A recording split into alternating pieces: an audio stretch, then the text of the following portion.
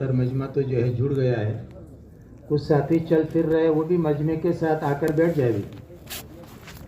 जिस मकसद के लिए आए हैं उस मकसद में अपना वक्त लगाना चाहिए, यही समझदारी की बात है। हमारी ज़िंदगी का कोई लम्हा ज़ाय न हो और ज़िंदगी का कोई अमल फौत न हो, यही हमारी तरक्की का ज़रिया है। माशाअल्लाह माशाअल्लाह, बड़ा प्यारा मजमा है, बड़ा मुबारक मजमा है माशाअल्लाह। हम सब अल्लाह की तलब में आए हैं। किसकी तलब में आए भाई? अल्लाह की तलब में आए हैं। हमारा यहाँ जमा होना है वो एक अल्लाह की तलब में जमा होना है। अल्लाह रब्बुल इज़्ज़त हमें अपनी तलब में तालिब सादिक बना दे और मुखलिस कामिल बना दे और अपने दर का सच्चा साइल ही बना दे। हाँ, बड़ी काम की बात हो गई है ना, अगर ये चीज़ें नसीब हो गई। और अल्लाह ने जमाई इसके लिए किया है, पर अपने फजल से यहाँ पहुँचाया है, तो इसके लिए इन मजलिसों की कदर करना चाहिए। हाँ, अपना घर छोड़ा, अपना सारी चीज़ें छोड़ी, तो यहाँ आने के बाद अब इसकी कोशिश होनी चाहिए कि हमारे जितने आमाल होते हैं इन आमाल के अंदर पाबंदी के साथ जुड़े तो ही नफ़ा होगा भाई। बंगले वाली मस्जिद में मौलाना इलियास साहब रहमतुल्लाह अलैह जब जमातें वहाँ जाती थी तो यूँ फरमाया करते थे कि भाई जो यहाँ आवे और यहाँ की इज्तिमाई मजलिसों में शरीक न हो तो वो अपने आप को यहाँ आया हुआ न समझे। हारी बस में ऐसे ही हम इज्तिमागाह में आए तो इज्तिमा में आना किसको कहते हैं? और मैं यहाँ की जितनी मजलिसें हैं उन तमाम मजलिसों में तलब के साथ में जुड़ना तो नफ़ा होगा माशाअल्लाह। अल्लाह ताला कबूल फरमाए। अब ध्यान तवज्जो के साथ इंशाअल्लाह बात को सुनेंगे, दिल से सुनेंगे। अल्लाह के नबी सल्लल्लाहु अलैहि वसल्लम की दुआओं में है अल्लाहुम्मा अक़बिल बिक़ल्बी इला दीनी, कि अल्लाह तू मुझे दिल से अपनी दीन की बात की तरफ मुतवज्जे फरमा, दीन की तरफ मुतवज्जे दिल से। इसलिए दिल से जो है बात को सुनना, जो बात दिल से सुनी जाती है वो दिल में उतर जाती है, और जो बात दिल में उतर जाती है तो फिर वो अमल में आ जाती है, ज़िंदगी में आ जाती है। और दीन की बात का नफ़ा उसी वक्त में होगा जब वो ज़िंदगी में आवे। तो इसके लिए ध्यान तवज्जो के साथ में सुनना है और इस नीयत के साथ सुनना है कि जो भी बातें अर्ज़ की जाएगी उसके ऊपर हम अमल करेंगे। हाँ, क्योंकि नीयत का बहुत बड़ा दखल है। व इन्नमा लिकुल्लि इम्रिइन मा नवा, हर आदमी को वो मिलेगा जिसकी उसने नीयत की है। तो इसकी नीयत करते हैं ना भाई इंशाअल्लाह। अल्लाह ताला मेरे लिए भी आसान फरमाए, आपके लिए भी आसान फरमाए।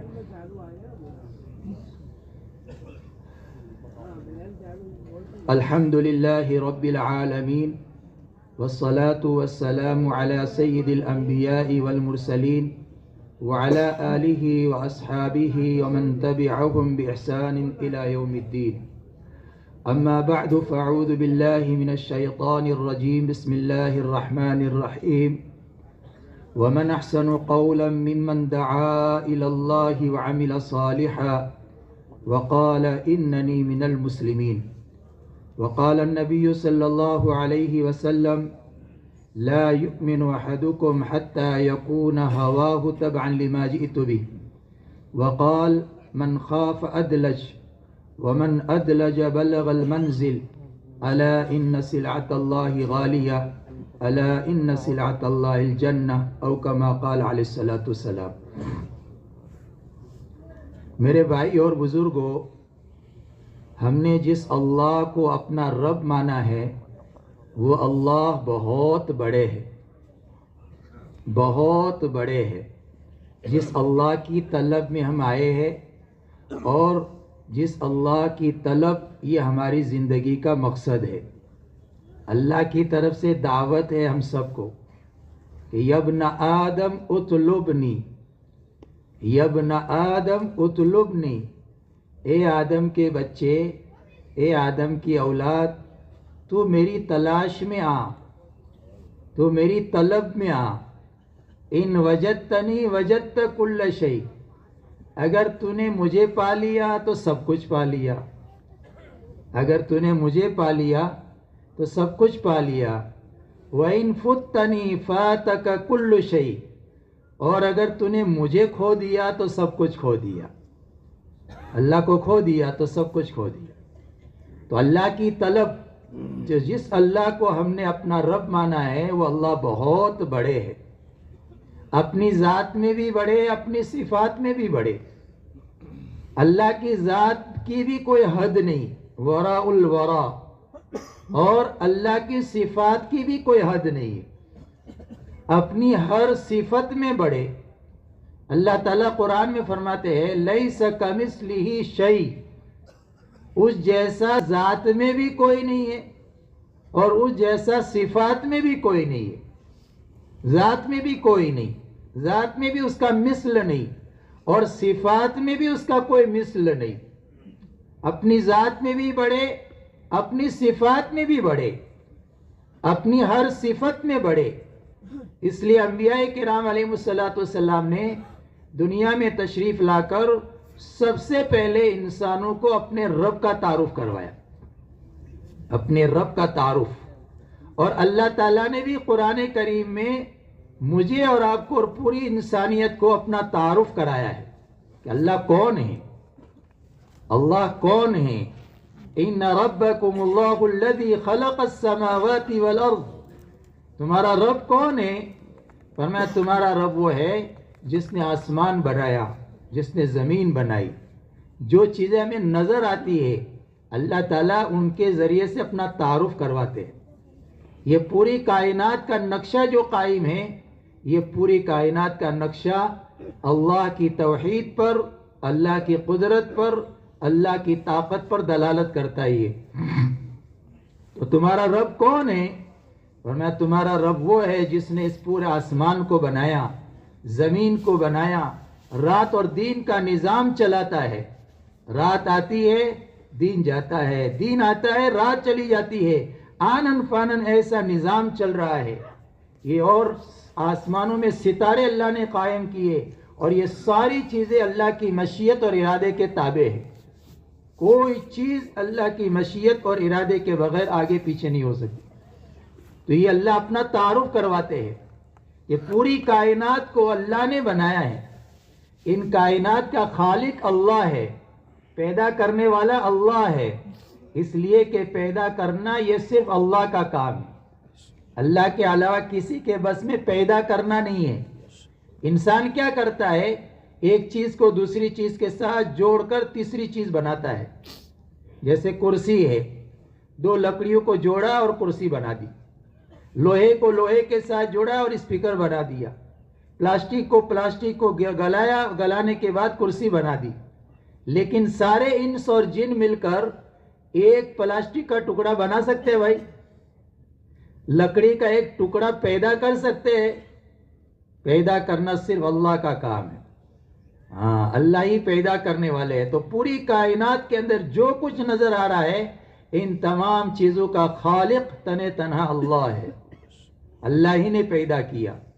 اور پیدا کرنے کے بعد ان ساری چیزوں کا مالک بھی اللہ ہے۔ ان چیزوں کا مالک کون ہے؟ ان ساری چیزوں کا مالک اللہ ہے، اللہ ہی کی ملک ہے۔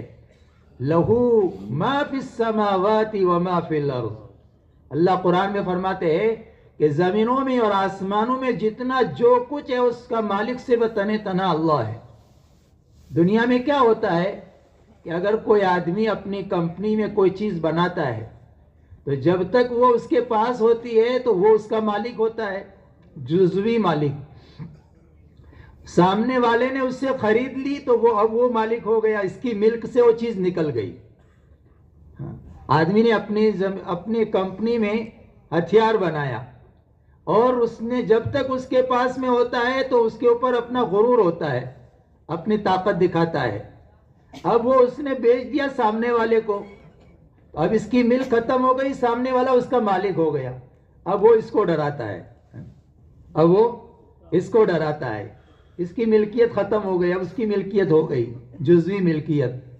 لیکن اللہ تعالیٰ کیا فرماتے ہیں؟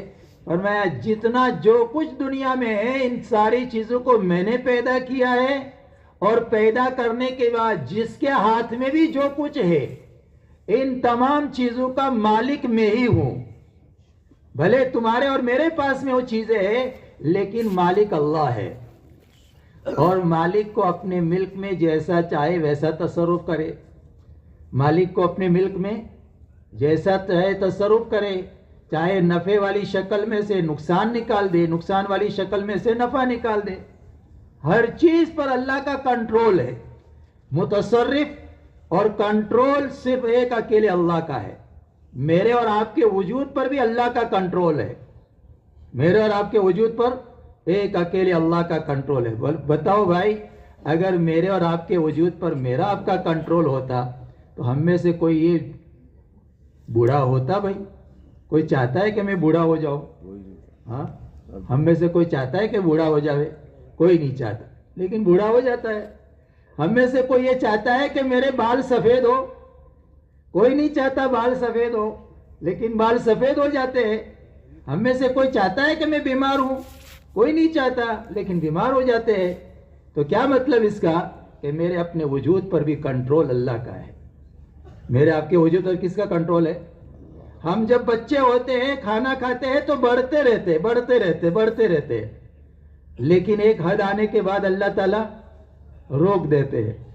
اگر جس طرح بڑھتے رہتے ہیں ایسے ہی اگر 70 سال 80 سال 100 سال تک اوپر ہی جاتے رہے تو ہمیں اپنی چھت کتنی اونچی کرنی پڑے بھائی؟ کیوں بھائی؟ ہاں, یہ تو اللہ کا دیکھو, اللہ کی حکمت اور اللہ کی جو ہے اللہ کا انعام اور فضل کہ اللہ تعالیٰ کی قدرت ہے کہ ایک حد تک جانے کے بعد اللہ روک دیتے ہیں. تو آدمی کھانے پینے سے بڑھتا ہے, اگر کھانے پینے سے بڑھتا تو بڑھتا ہی رہتا, کھانے پینے سے ہی بڑھتا تو بڑھتا ہی رہتا. نہیں, ساری چیزیں اللہ کی مشیت اور ارادے سے ہوتی ہے. تو اس کائنات پر تنے تنا ایک اللہ کا کنٹرول ہے. اس کائنات میں وہ ہوگا جو اللہ چاہیں گے. اس کائنات میں کیا ہوگا؟ اس کائنات میں وہ ہوگا جو اللہ چاہیں گے. ما شاء اللہ کان وما لم یشاء لم یکن. اللہ کا چاہا ہوتا ہے, اللہ کے علاوہ کا چاہا نہیں ہوتا ہے. اللہ جو چاہیں گے وہ ہوگا, اللہ جو نہیں چاہیں گے وہ نہیں ہو سکتا ہے, چاہے آدمی کتنی ہی کوشش کر لے. اس لیے یوں کہے, عبدی انت ترید وانا ارید. اے میرے بندے, تو بھی کسی کام کے کرنے کا ارادہ کرتا ہے اور میں بھی چاہتا ہوں. ان سلمتنی فیما ارید کفیتک فیما ترید. اگر تو نے اس کام کو میرے حوالے کیا تو پھر میں تیرے کاموں کو بنا دیتا ہوں. وَإِن لَّمْ تُسَلِّمْنِي, اور اگر تو نے میرے حوالے نہیں کیا تو أَتْعَبْتُكَ فِيمَا تُرِيد, تو جو چاہتا ہے اس کے اندر خوب تھکاتا ہوں. وَلَا يَكُونُ إِلَّا مَا أُرِيد, ہوگا وہی جو میں چاہتا ہوں. کیا ہوگا بھائی؟ ایک اکیلا اللہ جو چاہے گا وہ ہوگا. فرعون چاہتا ہے کہ موسیٰ پیدا نہ ہو. نجومیوں نے خبر دی کہ بنی اسرائیل میں ایک بچہ پیدا ہونے والا ہے اور اس بچے سے تیری حکومت کا تختہ الٹا جائے گا. تو نجومیوں نے جب خبر دی تو وہ کہنے لگا میں پیدا ہی نہیں ہونے دوں گا. پیدا تو ہو گئے, خبر دی نجومیوں نے تو پیدا ہو گئے. اچھا, پھر تو بنی اسرائیل میں کسی بچے کو میں زندہ نہیں رہنے دوں گا. ہاں, اللہ کا چاہا ہوتا ہے, مخلوق کا چاہا نہیں ہوتا. جتنے بچے بنی اسرائیل میں پیدا ہو رہے ہیں, ایک ایک کو جہاں پتا چلتا ہے فوج پہنچ کر کے ان کو ذبح کر دیتی ہے. ہزاروں کی تعداد میں بچوں کو ذبح کر دیا, ہزاروں کی تعداد میں ذبح کر دیا. جب موسیٰ علیہ السلام پیدا ہوئے, موسیٰ علیہ السلام جن کے ہاتھوں اللہ تعالیٰ کو اس تک دعوت پہنچانی تھی, قبول نہ کرنے پر اس کی حکومت کے تختے کو پلٹنا تھا, تو اللہ نے چاہ لیا وہ تو ہوگا. واللہ غالب علی امرہ, واللہ غالب علی امرہ ولکن اکثر الناس لا يعلمون. اللہ جس کو چاہے گا وہ ہو کر کے رہے گا, چاہے کوئی چاہے نہ چاہے. لیکن اکثر لوگ اس کو جانتے نہیں ہیں کہ اللہ کی چلتی ہے, مخلوق کی نہیں چلتی. جب موسیٰ علیہ السلام پیدا ہوئے تو حضرت موسیٰ علیہ السلام کی ماں کو ڈر لگنے لگا. ماں تو ماں ہوتی ہے نا، ماں تو ماں ہوتی ہے، اس کو بچے سے کیا پیار ہوتا ہے وہ تو ہم اپنے گھروں میں دیکھتے ہیں کہ ماں کو اپنے بچوں سے کیا پیار ہوتا ہے. اب ڈرنے لگی کہ فوج آئے گی اور یہ میرے بچے کو ذبح کریں گی. تو اللہ تعالیٰ نے دل میں بات ڈالی، وَأَوْحَيْنَا إِلَىٰ أُمِّ مُوسَىٰ أَنْ أَرْضِعِيهِ فَإِذَا خِفْتِ عَلَيْهِ فَأَلْقِيهِ فِي الْيَمِّ وَلَا تَخَافِي وَلَا تَحْزَنِي إِنَّا رَادُّوهُ إِلَيْكِ وَجَاعِلُوهُ مِنَ الْمُرْسَلِينَ. اے موسیٰ کی ماں دل میں بات ڈالی، جب تک تجھے ڈر نہ لگے تب تک دودھ پلاتی رہے، اور جب تجھے اندیشہ ہو تو پھر کیا کر، اس کو صندوق میں رکھ کر سمندر میں ڈال دے. کیا کر دے؟ صندوق میں رکھ کر سمندر میں ڈال دے.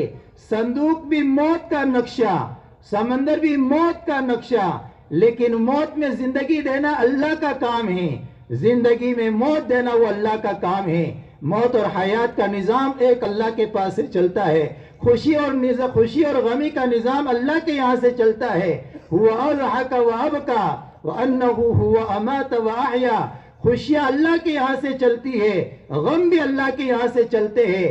موت اور حیات کا نظام اللہ کے یہاں سے چلتا ہے.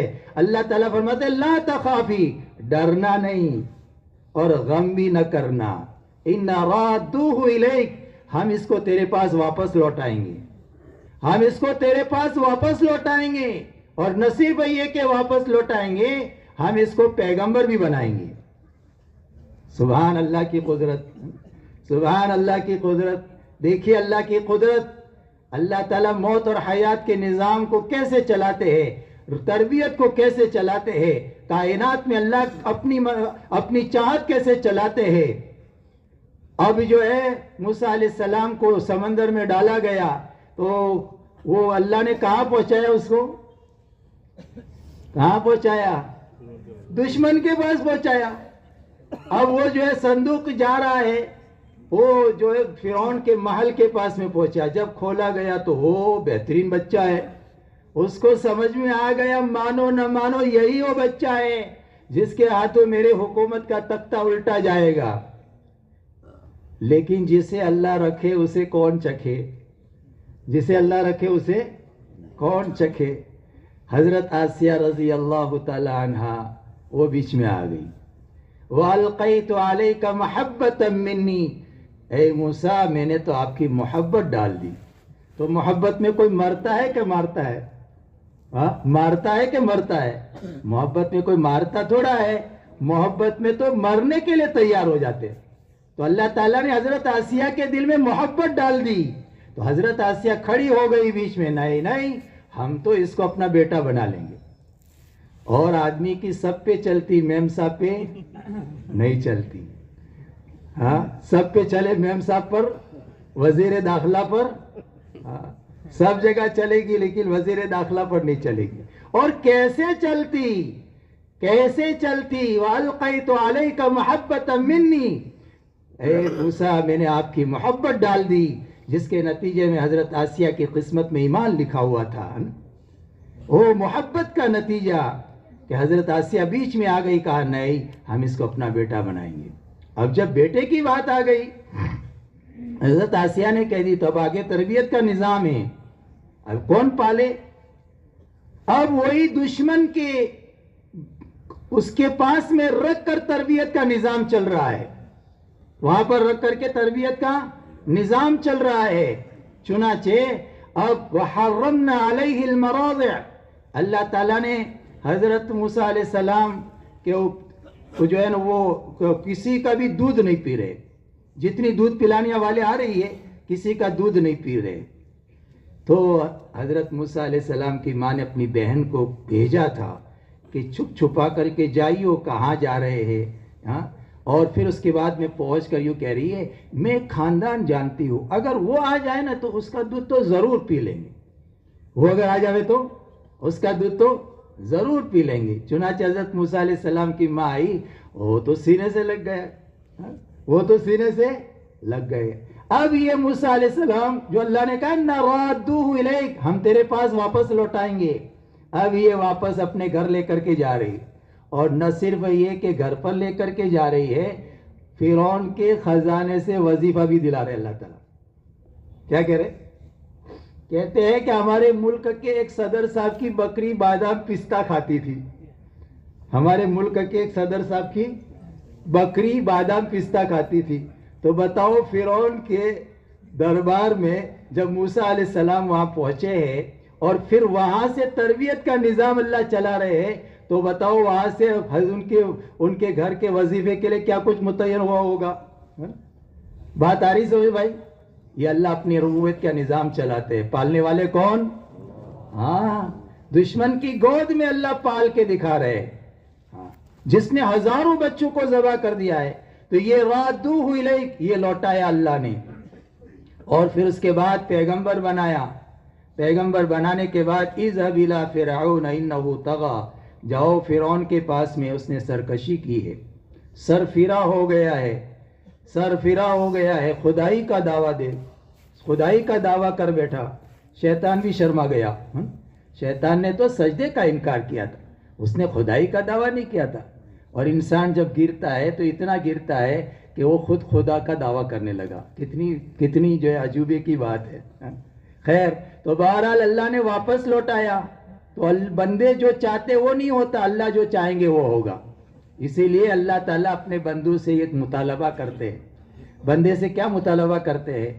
کہ اے میرے بندے، تو دنیا میں اپنی مرضی سے آیا نہیں اور اپنی مرضی سے جائے گا نہیں۔ کہ بھائی ہم میں سے کوئی اپنی مرضی سے دنیا میں آیا ہے؟ کوئی اپنی مرضی سے نہیں آیا۔ ہم میں سے کسی نے اللہ تعالیٰ کو درخواست نہیں کی تھی، اللہ نے اپنی مرضی سے ہم کو پیدا کیا، اور کوئی اپنی مرضی سے دنیا سے جائے گا نہیں، کوئی اپنی مرضی سے جائے گا نہیں۔ اللہ کی مرضی سے آیا ہے، اللہ کی مرضی سے جائے گا۔ بعض مرتبہ آدمی مرنا بھی چاہتا ہے تو بھی موت نہیں آتی۔ ایک آدمی چوتھے منزلے سے گرا کہ مر جاؤں، چوتھے منزلے سے گرا کہ مر جاؤں، وہ گرا تو ایک آدمی چل رہا تھا، اس کے اوپر گرا، جس پر گرا وہ مر گیا، چلنے والا مر گیا، اور یہ اٹھ کے چلتا بنا۔ تو جس کو مرنا تھا وہ نہیں مرا، اور جس کو نہیں مرنا تھا وہ تو مرنا بھی اپنے اختیار میں نہیں ہے، مرنا بھی اپنے اختیار میں، اللہ کی مرضی سے آیا ہے، اللہ کی مرضی سے جائے گا۔ اللہ یہ چاہتے ہیں کہ اے میرے بندے، تو اپنی مرضی سے آیا نہیں، اپنی مرضی سے جائے گا نہیں۔ یہ بیچ کا زمانہ ہے، موت اور حیات کے بیچ کا زمانہ ہے، یہ بھی تو اپنی مرضی سے مت گزار، میری مرضی سے گزار لے۔ بس کیا کر لے؟ اپنی مرضی سے مت گزار، میری مرضی سے گزار لے۔ تو کیا فائدہ ہوگا؟ فائدہ یہ ہوگا کہ مرنے کے بعد پھر تیری مرضی چلے گی۔ مرنے کے بعد کس کی مرضی چلے گی؟ مرنے کے بعد تیری مرضی چلے گی، پھر تو جو چاہے گا وہ ہوگا، پھر تو جو چاہے گا۔ وَلَكُمْ فِيهَا مَا تَشْتَهِي أَنفُسُكُمْ وَلَكُمْ فِيهَا مَا تَدَّعُونَ، جو تو چاہے گا، تیری چاہت ہوگی وہ اللہ جنت میں کروائیں گے، تیری چاہت پوری کروں گا میں۔ خالی کتنا کام کرنا ہے بھائی؟ بس دنیا میں اپنی مرضی چھوڑنی ہے اور اللہ کی مرضی پر آنا ہے۔ پورے قرآن کا خلاصہ دو باتیں ہیں، پورے قرآن کا خلاصہ، ہوا اور ہدا۔ ہوا سے بچنا، ہدا پر آنا۔ بس کیا مطلب ہوا ہدا؟ من مانی کو چھوڑنا، من مانی، ہوا کو من مانی کو کہتے ہیں، ہوا یعنی من مانی، من چاہی، تو من چاہی من مانی کو چھوڑنا، ہدا یعنی رب چاہی، ہدا یعنی رب چاہی، تو من چاہی چھوڑنا اور رب چاہی پر آنا، یہ پورے قرآن کا خلاصہ ہے۔ پورے قرآن میں اللہ نے ہم کو اسی کی دعوت دی ہے کہ اپنی من چاہی چھوڑ دو اور رب چاہی پر آ جاؤ۔ تو دنیا میں اتنا کرنے پر کیا ملے گا؟ فرمایا موت کے بعد کی جو زندگی آنے والی ہے جنت، فرمایا اس جنت میں تمہاری ساری چاہتیں پوری کی جائیں گی، ساری چاہتیں پوری کی جائیں گی۔ تو اس لیے میرے بزرگوں، جس اللہ کو ہم نے اپنا رب مانا ہے وہ اللہ بہت بڑے ہے، اللہ نے اپنا تعارف کرایا ہے۔ جب دل میں اللہ کی بڑائی آ جائے گی تو پھر اللہ کے سامنے آدمی کی ہر چیز جو ہے قربان کرنا آدمی کے لیے آسان ہوگا۔ ہم ہر نماز کی ہر رکعت میں پڑھتے الحمدللہ رب العالمین، تمام تعریفیں اس اللہ کے لیے ہے جو کل کائنات کی کل ضرورتوں کا پورا کرنے والا ہے، کل کائنات کی کل ضرورتوں کا پورا کرنے والا ہے. جتنا دنیا میں جو کچھ ہے ان تمام کی ضرورتوں کا پورا کرنے والا کون ہے؟ ایک اللہ ہے. ایک اللہ ہے. کیوں؟ اس لیے کہ وہی خالق ہے. تو جو خالق ہوگا وہی تو ضرورتیں پوری کرے گا. جو خالق ہوگا وہی ضرورتیں پوری کرے گا. وہی کرتا دھرتا ہے. اس لیے ایک مرتبہ مشرکین مکہ اللہ کے نبی صلی اللہ علیہ وسلم کے پاس میں آئے اور آ کر یوں کہنے لگے انصب لنا ربک، اے محمد صلی اللہ علیہ وسلم اپنے رب کا نسب نامہ تو بیان کرو.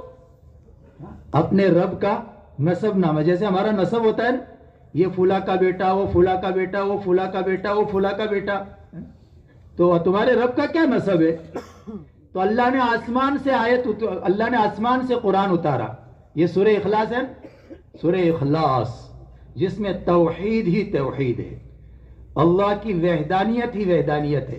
اللہ نے آسمان سے قرآن اتارا اور اس میں یوں کہا قل هو اللہ احد. اے نبی جی ان سے کہیے هو اللہ، وہ اللہ اکیلا ہے، اکیلا، یکتا.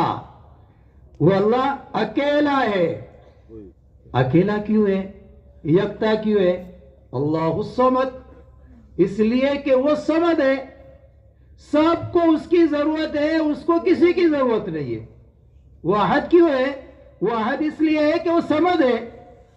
وہ صمد ہے. تو صمد کس کو کہتے ہیں؟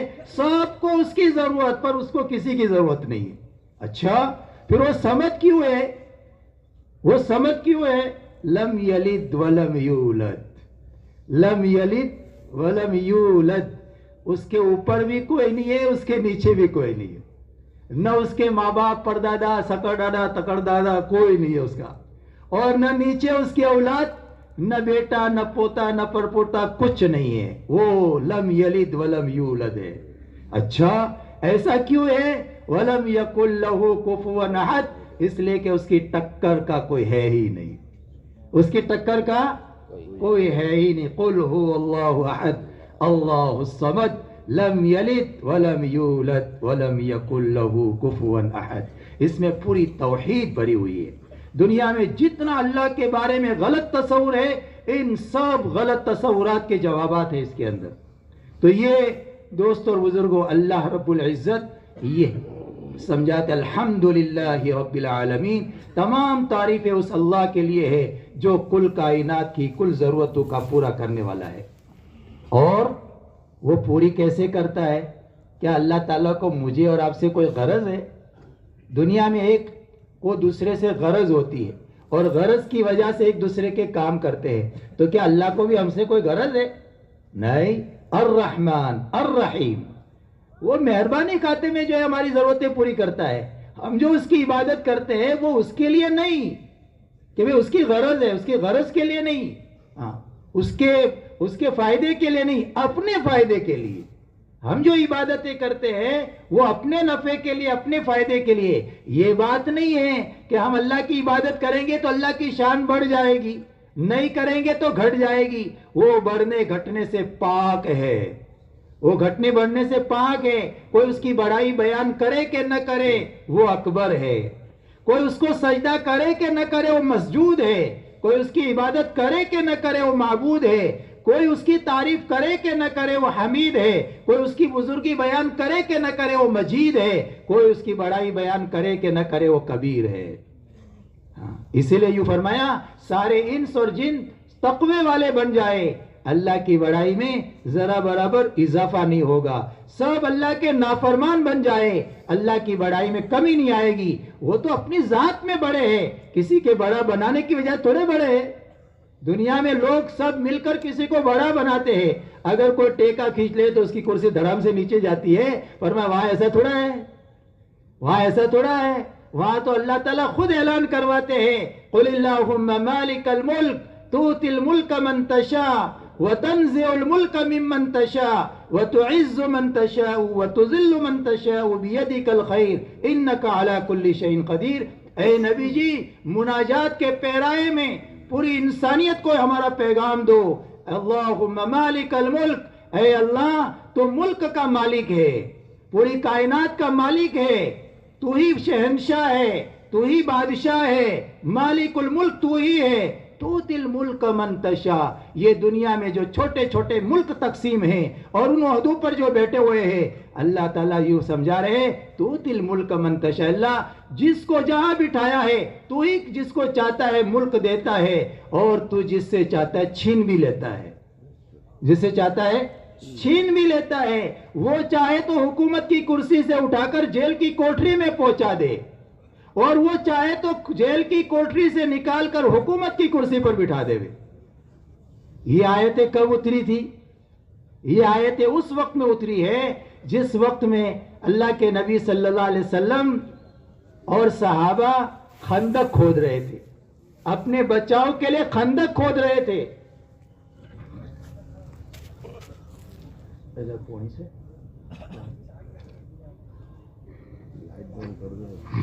خندق کھود رہے 10 بچاؤ کے لیے، بچاؤ کے لیے۔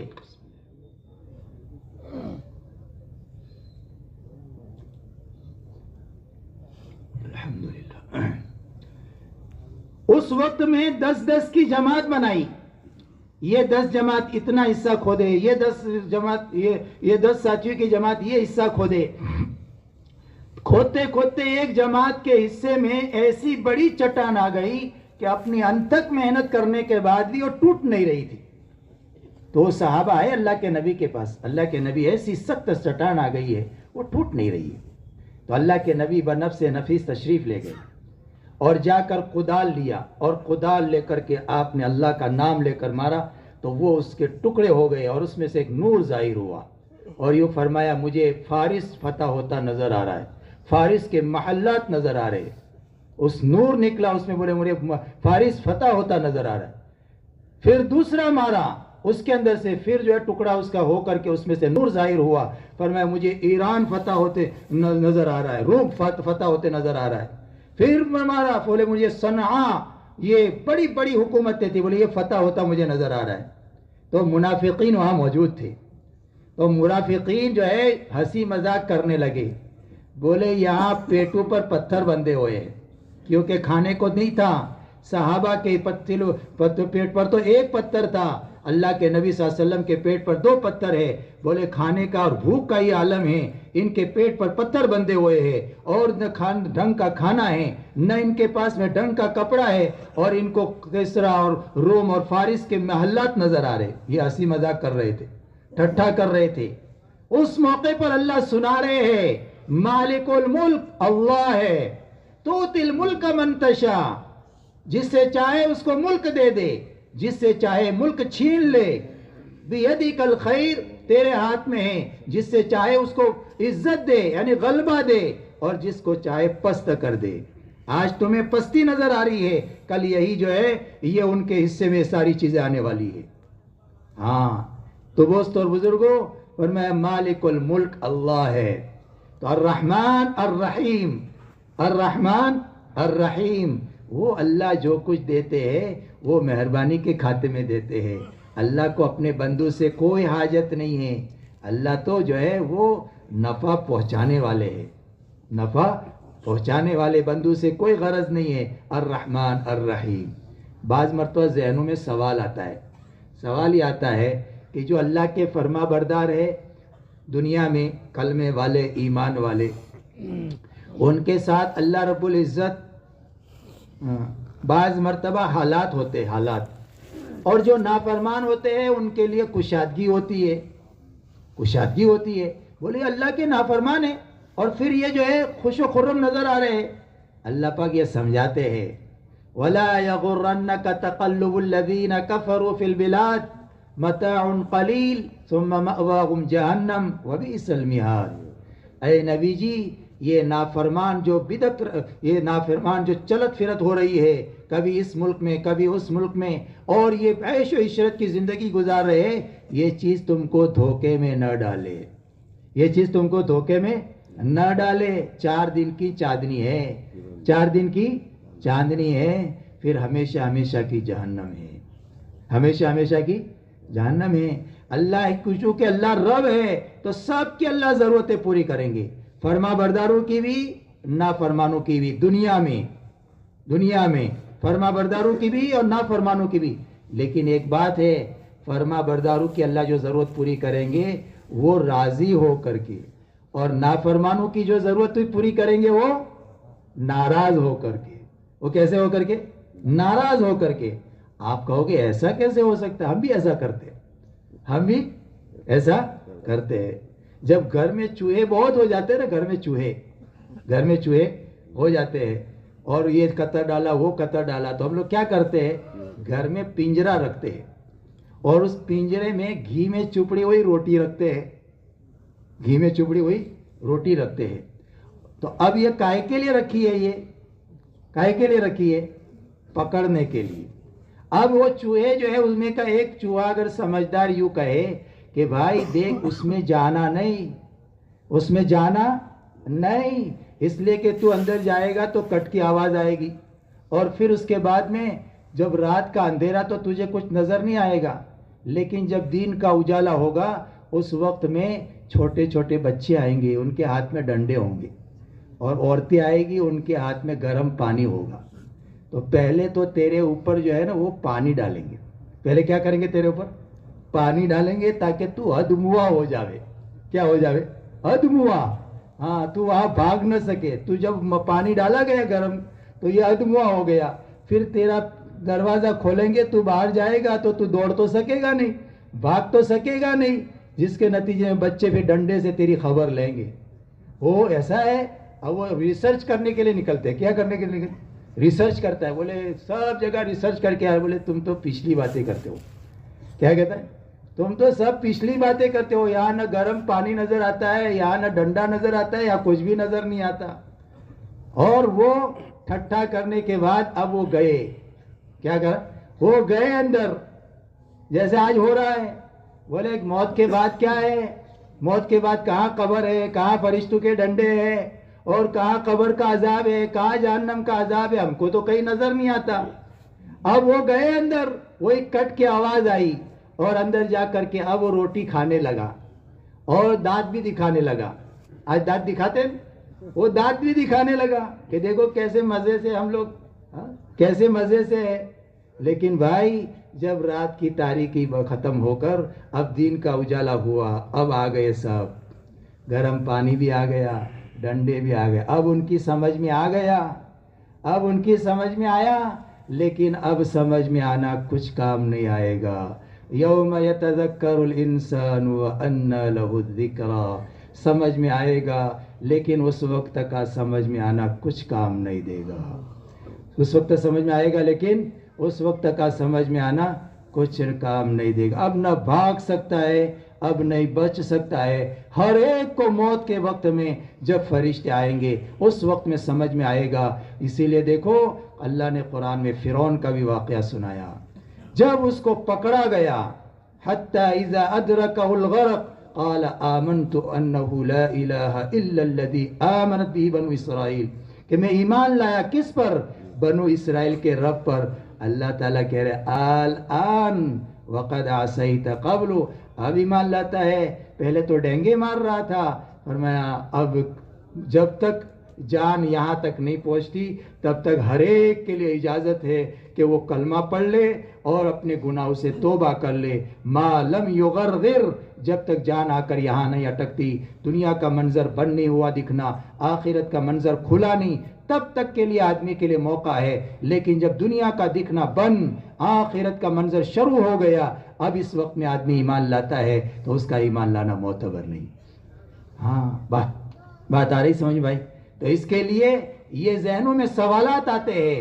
تو یہ دوستو بزرگوں، یہ اللہ کی طرف سے آزمائش. یہ دنیا امتحان کی جگہ ہے، یہ دنیا امتحان کی جگہ ہے. یہ جزا سزا کا جہان نہیں ہے. یہاں جزا سزا نہیں ہوگی. جزا سزا کی اصلی جگہ فرمایا وہ جنت ہے اور جہنم ہے. جہنم اللہ کا جیل خانہ ہے، جنت اللہ کا مہمان خانہ ہے. ہاں اس کی جھلک دنیا میں ہوگی. ایمان والوں کو دنیا میں سزا ہوگی. کیوں ہوگی؟ تاکہ یہاں سے صاف ستھرا ہو کر کے جائے. علماء نے لکھا ہے اگر ایمان، کیونکہ ہم نے کلمہ پڑھا ہے تو کلمہ پڑھنے کی وجہ سے فرمایا جنت میں جائیں گے. تو جنت تو پاک ہے. تو اگر کلمے کے ساتھ گناہ بھی ملے ہوئے، کلمے کے ساتھ गुनाह भी मिले हुए हैं, तो ये नापाक है, तो नापाक तो जन्नत में कैसे जाएगा? उसको पाक होना पड़ेगा। तो पाकी के लिए जो है 3 ठिकाने हैं। कितने ठिकाने? 3। एक दुनिया है, दूसरा बरज़ख है, और तीसरा बड़ा जेल खाना है। इसलिए मुसलमानों पर कुछ हालात आते हैं दुनिया में, काहे के लिए? ताकि सफाई हो जाए। ये काहे के लिए हालात आते हैं? सफाई के लिए। जैसे कपड़ा जब मैला हो जाता है तो धोबी क्या करता है? उसको वो पत्थर पर खूब पटक पटक करके मारता है। क्या करता है? खूब पटक पटक करके मारता है। तो काहे के लिए मारता है? ये अंदर का मैल साफ हो जाए, अंदर का मैल साफ हो जाए। तो अगर जो है ईमान वाला और कुछ हालात डालते अल्लाह ताला का, लअल्लहुम यरजिऊन, ताकि मेरा बंदा अल्लाह की तरफ मुतवज्जो हो जाए, तो ये दुनिया में सफाई हो जाती है। यहाँ नहीं हुई तो बरज़ख में होती है। और अगर इतना भारी मुजरिम है कि उसकी सफाई नहीं हुई न दुनिया में न बरज़ख में, तो फिर अल्लाह ताला जहन्नम में भेजते हैं सफाई के लिए। वहाँ से सफाई के बाद फिर आखिर में जन्नत में जाएगा। अल्लाह हम सब की हिफाजत फरमाए। हाँ, तो अब दुखूल अव्वली, पहले वेले में जन्नत मिल जाए, उसके लिए क्या रास्ता है? ये दावत और तबलीग की इस मुबारक मेहनत के जरिए से हर मुसलमान पर इस बात की मेहनत हो रही है कि भाई अल्लाह ने हमको कलमा दिया है, अल्लाह ने हमको ईमान दिया है, कलमा दिया है। अब इस कलमे पर मेहनत करके अपने दिल में अल्लाह का इतना ताल्लुक पैदा करे, इतनी मोहब्बत पैदा करे कि जिससे अल्लाह की हर बात मानना आसान हो जाए। अपने दिल में अल्लाह का इतना डर पैदा करे कि जिससे अल्लाह की हर नाफरमानी से बचना आसान हो जाए। और अल्लाह की ज़ात और सिफात का दिल में इतना यकीन पैदा करे कि जिससे दुनिया की मुश्किलात आसान हो जाए। कि दुनिया की मुश्किलात में आदमी दीन से डगमगावे नहीं, दीन से हटे नहीं, ईमान से हटे नहीं। अगर यकीन होगा दिलो दिमाग के अंदर कि भाई दुनिया तो चंद रोज़ा है, और ये ईमान पर क्या कुछ मिलने वाला है और अमाल पर क्या कुछ मिलने वाला है, जब उसका यकीन होगा तो इस यकीन के रास्ते से दुनिया की मुश्किलात आसान हो जाएगी। और दुनिया से बड़ी तकलीफ के ऊपर भी अपने ईमान का और दीन का सौदा नहीं करेगा। यही हजरत आसिया रजी अल्लाह तआला अन्हा, जिनका जिक्र शुरू में किया, वो बाद में ईमान ले आई, वो बाद में ईमान ले आई। फिरौन की बीवी है हजरत आसिया रजी अल्लाह अन्हा, ईमान में दाखिल होगी। तो जब ईमान में दाखिल हुई तो उसके बाद उसके ऊपर हालात आए। कैसे हालात? फिरौन को मेखू वाला कहा जाता है, मेखू वाला, जुल औताद। ये जो सजा दिया करता था वो ऐसे लिटा करके हाथ के ऊपर खूटे गाड़ता था। ये इस तरीके से यहाँ खूटे गाड़े, यहाँ खूटे गाड़े, और पैर लंबा करके वहाँ खूटे गाड़ करके फिर उसके बाद सजाएं देता था ये। अब आप अंदाज लगाओ, एक औरत ज़ात को ऐसी सजाएं दी जा रही हो, किसकी वजह से? ईमान की वजह से। लेकिन उस अल्लाह की बंदी ने सारी तकलीफ़ों को बर्दाश्त किया, लेकिन ईमान को हाथ से नहीं जाने दी। यकीन, वमिनल यकीन मा तुहव्विनु बिही अलैना मसाइब दुनिया, ये यकीन दिल में कि फरमाया ये जो दुनिया की तकलीफ़ें मौत पर ख़त्म हो जाएगी, लेकिन इस ईमान पर जो कुछ मिलने वाला है, वो जो कुछ मिलने वाला है उसको मैं हाथ से न जाने दूँ। ईमान वाला किसी भी ताकत के डर से ईमान को जाने नहीं देगा, और किसी लालच में भी अपने ईमान को हाथ से नहीं जाने देगा, न तमा में न खौफ में, पर मैं यकीन का सरमाया। लेकिन जब बहुत ज़्यादा तकलीफ़ें दे रहा था तो अल्लाह से दुआ मांगी, रब्बी नज्जिनी मिन फिरऔन व अमली, रब्बी इब्नि ली इंदका बैतन फिल जन्ना व नज्जिनी मिन फिरऔन व अमलिही व नज्जिनी मिनल कौमिज़ ज़ालिमीन। ए मेरे रब, तू मेरे लिए जन्नत में अपना ठिकाना बना दे, और मुझे इस फिरौन से और उसके उन जालिमों से मुझे नजात दे दे। अल्लाह ताला ने बस अब आखिरत का नक्शा खोल दिया, जन्नत ठिकाना बताया और दुनिया से तशरीफ़ ले गई। हाई बात सुन भाई। हाँ, ऐसे ही फिरौन की एक बांदी भी ईमान ले आई थी, फिरौन की बांदी भी ईमान ले आई थी। इसमें हमारे लिए इबरत है।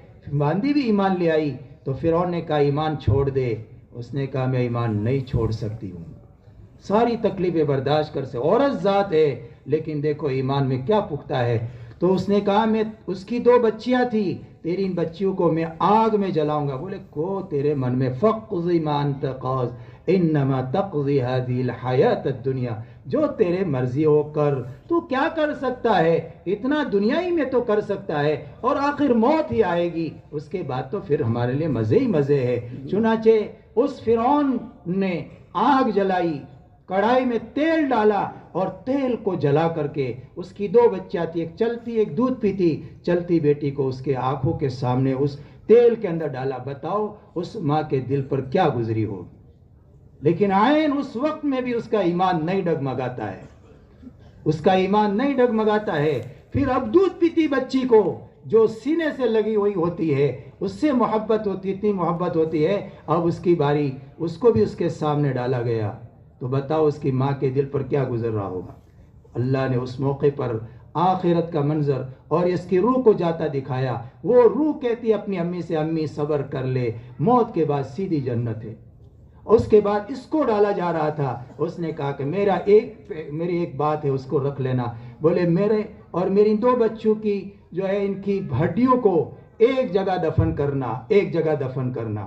ہاں بولے ٹھیک ہے، تمہاری بات قبول کی جائے گی۔ اس کو ڈالا گیا، یہ بھی آنن فانن پورا کوئلہ ہو گئی۔ ان تینوں کی ہڈیوں کو ایک جگہ دفن کیا گیا۔ اللہ کے نبی صلی اللہ علیہ وسلم جس وقت معراج میں تشریف لے جا رہے تھے، خوشبو آ رہی تھی، جبریل سے پوچھا اے جبریل یہ خوشبو کہاں سے آ رہی ہے؟ یہ پورا واقعہ سنایا، بولے باندی اور ان کی 2 بچوں کی خوشبو ہے یہ۔ تو دوست اور بزرگوں، وَمِنَ الْيَقِينِ مَا تُهَوِّنُ بِهِ عَلَيْنَا مَصَائِبَ الدُّنْيَا، فرمایا یقین مل جائے، یقین کی مایا مل جائے۔ ایمان پر کیا ملنے والا ہے؟ اللہ کی ذات اور صفات کا یقین، آخرت کا یقین، جس کے نتیجے میں دنیا کی مشکلات آسان ہو جائے۔ اس لیے اللہ کی محبت، اللہ کے نبی کی، اللہ کی عظمت اور ڈر، جس سے گناہوں سے بچنا آسان، یقین کہ جس کے نتیجے میں دنیا کی مشکلات آسان ہو جائے۔ اور میرے بھائیوں، جس کو عرب مل گیا اس کو سب کچھ مل گیا، جس کا رب اس کا سب، جس کا رب نہیں اس کا کچھ بھی نہیں۔ تو رب کیسے ملے گا؟ تو رب کے پانے کا ایڈریس کیا ہے؟ ہم ایڈریس دیتے ہیں کہ بھائی میں تم کو فلانا باغ میں ملوں گا، میں تم کو فلاں مسجد میں ملوں گا، میں تمہیں فلاں گھر میں ملوں گا۔ ہم ایڈریس دیتے ہیں نا کسی سے ملنا ہو تو اب اللہ نے اپنا ایڈریس دیا ہے۔ ہر آدمی چاہتا ہے کہ میں اللہ کو پالوں، مجھے اللہ مل جائے، مجھے اللہ سے ملاقات ہو۔ تو اللہ نے اپنا ایڈریس کیا دیا ہے؟ فرمایا ان ربی علی صراط مستقیم، میرا رب تو تمہیں سیدھے راستے پر ملے گا۔ رب کہاں ملے گا؟ رب نے اپنا ایڈریس کہاں بتایا ہے؟ ان ربی علی صراط مستقیم، میرا رب تو تمہیں صراط مستقیم پر ملے گا۔ اس لیے ہر نماز کی ہر رکعت میں مانگا جاتا ہے اللہ سے اہدنا الصراط المستقیم، اے اللہ تو ہمیں سیدھے راستے پر چلا۔ تو سیدھا راستہ کون سا ہے بھائی؟ سیدھا راستہ کون سا ہے؟ محمد الرسول اللہ، محمد الرسول اللہ کی محمد سے وفا تو نے تو ہم تیرے ہیں، یہ جہاں چیز ہے کیا لوح و قلم تیرے۔ اللہ نے مجھے اور آپ کو کیسا نبی دیا ہے، کیسا نبی دیا ہے، کیسا عالی مقام نبی دیا ہے۔ اللہ تعالیٰ سب کو تو یوں کہتے ہیں کہ اے میرے بندو مجھے راضی کرو، لیکن اللہ تعالیٰ اپنے نبی جی سے یوں کہہ رہے ہیں اے نبی جی مجھے تو آپ کو اتنا دینا ہے، اتنا دینا ہے، اتنا دینا ہے کہ آپ راضی ہو جاؤ۔ وَلَسَوْفَ يُعْطِيكَ رَبُّكَ فَتَرْضَى، اے نبی جی میں تو آپ کو اتنا دینے والا ہوں، اتنا دینے والا ہوں، اتنا دینے والا ہوں کہ آپ راضی ہو جاؤ۔ اتنا عالی مقام نبی اللہ نے مجھے اور آپ کو دیا، اور پھر ہم ہمارے نبی کے طریقے کو چھوڑ کر ہمیں دوسرے کا طریقہ پسند آنے لگے تو کتنی محرومی کی بات ہے۔ ہاں کتنی محرومی کی بات ہے اور کتنی خسارے کی بات ہے۔ اس کے لیے آج کا پورا بیٹھا مجمع یہ طے کرے ہم ہمارے نبی کی نقل اتاریں گے، ہاں اپنے نبی کی نقل اتاریں گے، ہاں اور نہ صرف یہ کہ ہم نقل اتاریں گے، ہم اپنے معاشرے میں اس کی محبت کے ساتھ، اکرام کے ساتھ، شفقت کے ساتھ، خیر خواہی کے جذبے سے اس کی کوشش کریں گے کہ ہر ایک کے اندر اللہ کے نبی کی نقل آ جائے۔ جو جتنا نبی کی نقل اتارے گا اتنا قیامت میں اللہ کے نبی کے قریب ہوگا، اللہ کے نبی کے قریب ہوگا۔ جنت میں قبے لگیں گے، جنت میں قبے۔ جنت کیا ہے؟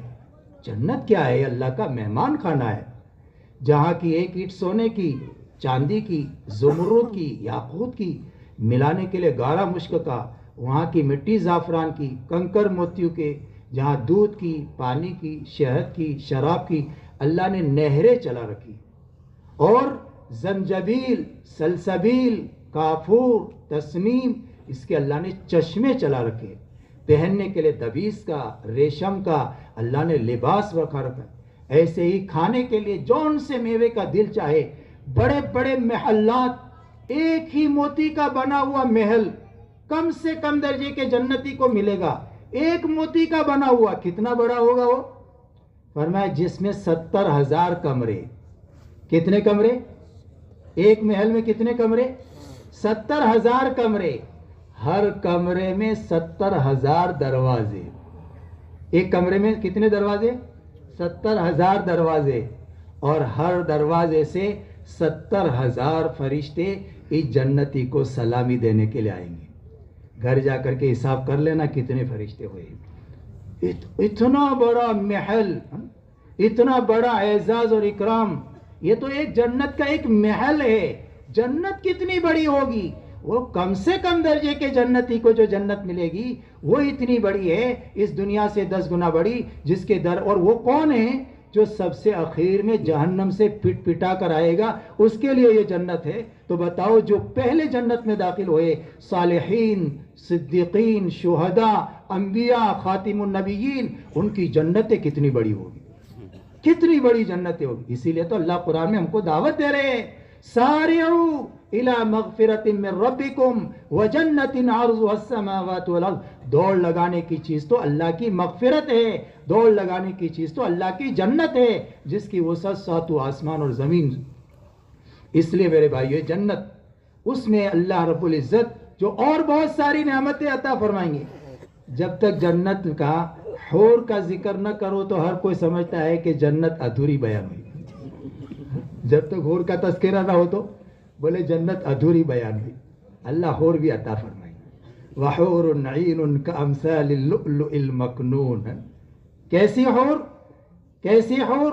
فرمایا اگر وہ ایک پوروا آسمان سے زمین کی طرف کر دے تو سورج کی روشنی مان پڑ جاوے، مردے سے بات کر لے تو وہ زندہ ہو جاوے، سمندر میں تھوک دے دے، حالانکہ اس کو تھوک آتا نہیں ہے، تھوک ڈال دے تو سمندر کا کھارا پانی میٹھا بن جائے۔ اس کے دل میں جو محبت ہوگی وہ نظر آئے گی، دنیا کی طرح نہیں کہ زبان سے تو آؤ آؤ، اندر سے جاؤ جاؤ۔ اس جنتی کی جو محبت اس کے دل میں ہوگی وہ بھی اس کو وہ نظر آئے گی، اس کے پنڈلی کا گودا نظر آئے گا، گودا نظر آئے گا۔ فرمایا وہ جب چلے گی اس کے ایک چال میں لاکھوں نخرے ہوں گے، لاکھوں نخرے، لاکھوں نخرے، اور خوبصورت ہے نا کہ جی بھرے گا ہی نہیں۔ جنت کی نعمتوں کی خاصیت ہے تلذ الاعین، دنیا کی طرح نہیں، دنیا کی چیزوں کا حسن و جمال ایک حد تک پہنچ کر ختم ہو جاتا ہے، پھر اس کا جی بھر جاتا ہے۔ جنت میں ایسا نہیں ہوگا، اس کا جی بھرے گا ہی نہیں۔ کیوں؟ اس لیے کہ جو چیز دیکھے گا اس کا حسن بڑھتا ہی جائے گا، بڑھتا ہی جائے گا، بڑھتا ہی جائے گا، بڑھتا ہی جائے گا، اس کا جی بھرے گا ہی نہیں۔ جنت میں ایک حور ہے جس کے دائیں اور بائیں 70,000 خادم ہے، وہ کیسی ہوگی؟ کیا ہے؟ 70,000 اس کے خادم ہیں، تو وہ کیسی ہوگی؟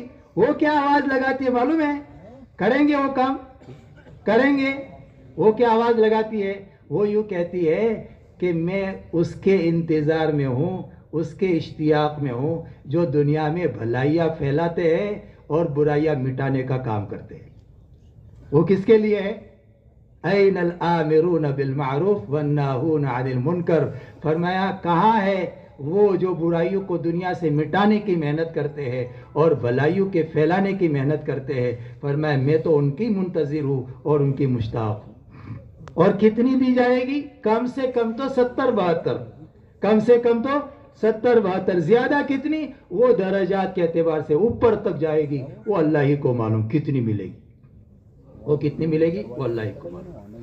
تو بہرحال میرے بھائیو، دوستو، بزرگوں، جنت میں اللہ دیدار تو قبے لگیں گے۔ میں اس پر کہہ رہا تھا ہمارے نبی کی جو نقل اتارے گا وہ نبی کے قریب ہوگا، تو نبی کا جب وہاں جنت میں قبے لگیں گے کہ جن قبوں پر دنیا میں جتنے نبی تشریف لائے وہ نبی تشریف فرما ہوں گے، اور ان کے قریب وہ ہوں گے جو دنیا میں جس کی نبی کی نقل اتاری ہوگی فرمایا وہ ان قبے کے قریب ہوں گے. تو کیا ہم یہ نہیں چاہتے کہ جنت میں اپنے نبی کے قریب ہو بھائی؟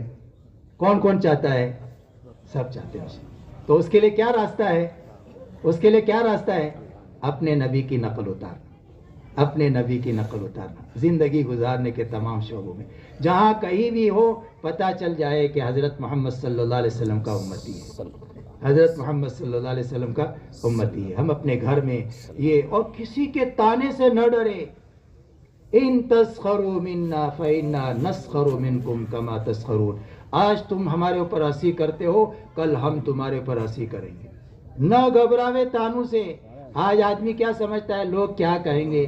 ارے لوگوں کے کہنے کی وجہ سے ہم سیدھا راستہ چھوڑ دیں، یہ کتنی محرومی کی بات ہے. ان تسخروا منا فإنا نسخر منکم کما تسخرون. آج تم ہمارا ٹھٹا ہنسی مذاق اڑاتے ہو، کل ہم تمہارا ہنسی مذاق اڑائیں گے.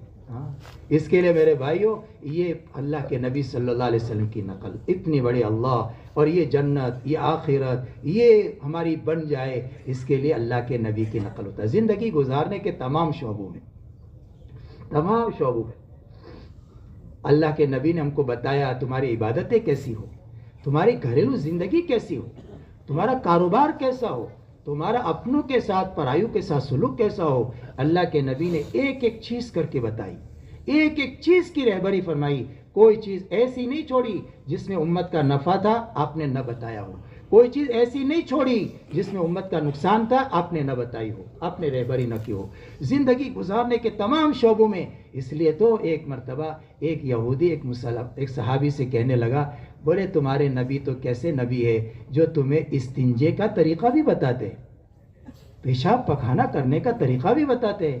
بولے ہاں ہمارے نبی تو وہ ہے کہ جس نبی نے ہم کو اس موقع پر بھی ہمیں تمہارا محتاج نہیں چھوڑا. زندگی گزارنے کے تمام شعبوں میں فرمایا ہم کسی کے محتاج نہیں ہیں، ہم کسی سے رہبری لینے کے محتاج نہیں ہیں. ہمارے پاس اللہ کے نبی صلی اللہ علیہ وسلم نے ایسا پاکیزہ طریقہ دے کر کے گئے ہیں کہ زندگی گزارنے کے تمام شعبوں میں عمل رہبری ہے، سب شعبے میں.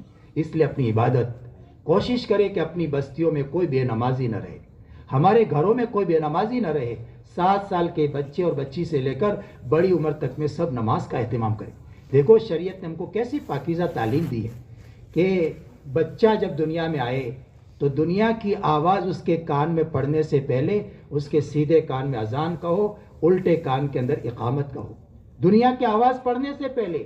بعض مرتبہ ہم لوگ اس میں غفلت کرتے ہیں، بچہ پیدا ہو گیا تو انتظار کرتے کوئی مولوی صاحب آوے اور اذان کہے، اقامت کہے، یا اس کے ابو آوے اذان اقامت کہے. حالانکہ اس موقع پر اگر کوئی آدمی نبی ہو تو عورتیں اس کے کان میں اذان اور اقامت کہہ لے. اگر کوئی عورت نہیں ہے اس کی امی ہی اس کے کان میں اذان اور اقامت کہہ لے.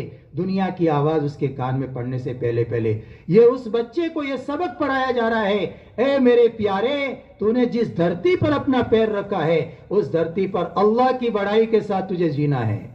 اللہ اکبر، اللہ اکبر، اللہ اکبر، اللہ اکبر. اللہ سب سے بڑے، اللہ سب سے بڑے. اس دھرتی پر تجھے اللہ کی بڑائی کے ساتھ یہ اذان اور اقامت میں یہ بنیادیں سمجھائی گئی اور اس کا اثر ہے. اور پھر شریعت کی تعلیم کیا ہے؟ فرمایا پھر اس کے بعد اس کی تحنیک کرو. تحنیک کیا ہوتی ہے؟ تحنیک ہوتی ہے کہ جس طرح اس کے کان میں دنیا کی آواز پڑنے سے پہلے یہ آواز پہنچاؤ، ایسے ہی اس کے پیٹ میں جو غذا جاوے وہ غذا متبرک جاوے. اس لیے تحنیک ہے. تحنیک کے کیا معنی ہے؟ کوئی نیک آدمی اسے کھجور چبوا کر کے پھر جو ہے اس کے تالو میں جو ہے چپکایا جاتا ہے.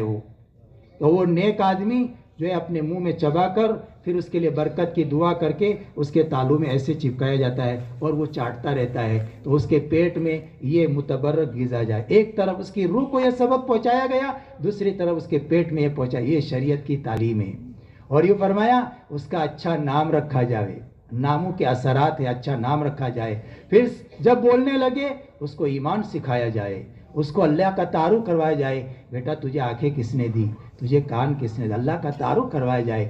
7 برس کی عمر میں اس کو نماز کی تعلیم دی جائے کہ نماز پڑھے. یہ اپنے گھروں میں اس کو زندہ کرنا ہے. ہمارے 7 سال کے بچے ہیں تو 7 سال کے بچوں کو نماز کی تعلیم دینا ہے، اور پھر 10 برس کی عمر میں نماز نہ پڑھے تو تنبیہ کر کے نماز پڑھوانا ہے، نماز نہ پڑھے تو تنبیہ کر کے نماز پڑھوانا ہے، اور جب 9-10 برس کی عمر ہو جائے تو پھر ان کے بسترے الگ کرنا ہے۔ یہ شریعت کی تعلیم ہے۔ جب 10 برس کی عمر ہو جائے ان کو نماز کے نہ پڑھنے پر نماز پڑھنے کی تاکید کرو، اور ان کے بسترے اب الگ کرو۔ یہ 2 بھائی آپس میں نہ سوئے، بھائی بہن آپس میں نہ سوئے، یہ الگ الگ سوئے، یہ الگ ہے، شریعت کی تعلیم ہے یہ۔ اور 15 برس میں تو جب بالغ ہوگا اس وقت میں جو ہے فرض ہوگی نماز، لیکن یہ ایسا عادی بن جائے نماز کا کہ اس کے ذمے ایک بھی نماز نہیں رہنی چاہیے، ایک بھی نماز نہیں رہنی چاہیے۔ تو اس کے لیے اپنے گھروں میں اس کا اہتمام کرنا کہ 7 سال کے بچے اور بچی سے لے کر بڑی عمر تک میں اپنی جو ہے گھر کے اندر یہ نمازوں کا اہتمام، مرد حضرات مسجدوں میں آ کر نماز کا اہتمام کرے، عورتیں اپنے گھروں میں نماز کا اہتمام کریں گے بھائی انشاءاللہ، اور اپنی نمازیں اچھی بنائیں، جو نماز اللہ کے یہاں سے دروازوں کو کھلوا دے، اس لیے کہ جو نماز اللہ کو پسند آ گئی اس پر اللہ کے سارے وعدے پورے ہوں گے۔ اپنی نماز کو لمبا کرے، قیام، رکوع، سجدہ، لگے کہ نماز میں جی لگ رہا ہے، اس لیے اپنی نمازوں کو اچھا بنانا۔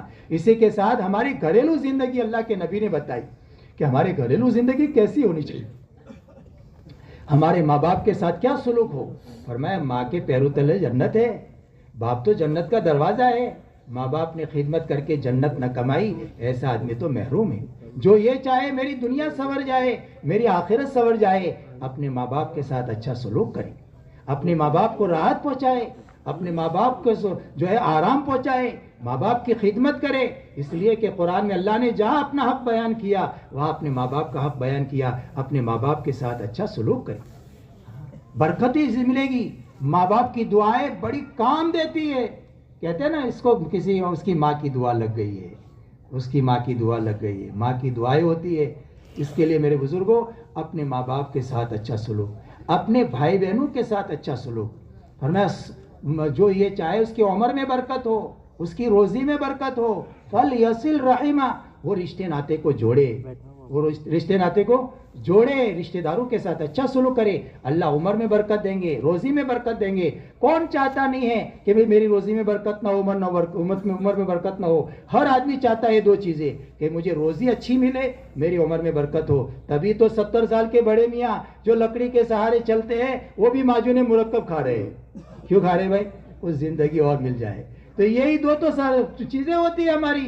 فرمایا فَلْيَصِلْ رَحِمَهُ، رشتے ناطے کو جوڑے، اور اس کے ساتھ اپنی بیویوں کے ساتھ اچھا سلوک کرے، اپنی بیویوں کے ساتھ اچھا سلوک کرے۔ وَعَاشِرُوهُنَّ بِالْمَعْرُوفِ، آج ہمارے گھروں میں حقوق کی ادائیگی نہ ہونے کی وجہ سے ہمارے گھر جو ہے ٹوٹے پھوٹے پڑے ہوئے ہیں۔ ہاں ہمارے گھر ٹوٹے پھوٹے پڑے ہوئے ہیں، ہم اپنے گھروں کو توڑے نہیں، اس لیے کہ سب سے زیادہ شیطان جس بات پر خوش ہوتا ہے وہ میاں بیوی کے توڑ پر خوش ہوتا ہے۔ شیطان اپنا دربار لگاتا ہے، اپنا دربار لگاتا ہے کہاں؟ سمندر پر، اور اپنے چیلوں کو بھیجتا ہے، جاؤ اور ایمان والوں کو ورگلا کر کے آؤ۔ سب جو ہے آتے ہیں ورگلا کر، اور شام کو کارگزاری لیتا ہے۔ تو تم نے کیا کیا؟ وہ کہتا ہے ایک نماز پڑھنے کے لیے جاتا تھا، اس کو میں نے روک دیا، فلانا یہ کرتا تھا میں نے اس کو روک دیا، فلانا یہ کرتا تھا اس کو میں نے روک دیا۔ ایک کہتا ہے میں نے میاں بیوی میں توڑ کرا دیا، تو شیطان اپنی جگہ سے کھڑے ہو کر کے اس کو گلے لگاتا ہے، تو نے بہت بڑا کام کر دیا۔ اس لیے میرے بھائیوں ہمارے گھروں میں یہ میاں بیوی کے تعلقات، فرمایا یہ ہمارے گھر ویران ہیں، ویران گھر ویران ہیں۔ اس کے لیے کیوں ویران ہیں؟ اس لیے کہ حقوق ادا نہیں ہو رہے۔